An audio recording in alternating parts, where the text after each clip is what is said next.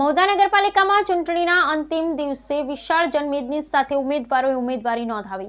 અંતિમ દિવસે ભાજપના ઉમેદવાર સહિત અન્ય ઉમેદવારોએ પણ ઉમેદવારી નોંધાવી. મહુધા નગરપાલિકાની ચૂંટણીને લઈ અંતિમ દિવસે ઉમેદવારોએ જનમેદની સાથે ઉમેદવારી નોંધાવવા મહુધા મામલતદાર કચેરીએ પહોંચ્યા હતા, જ્યાં ઉમેદવારોની સાથે મોટી સંખ્યામાં સમર્થકો સહિત યુવાનો અને વડીલો હાજર રહ્યા હતા. Bureau report Nishar Shaikh, Mahudha. જી, આપનો પરિચય. નટુભાઈ સોડા, ખેડા જિલ્લા ભાજપ પ્રમુખ, મહુધા નગરપાલિકા પ્રભારી છે.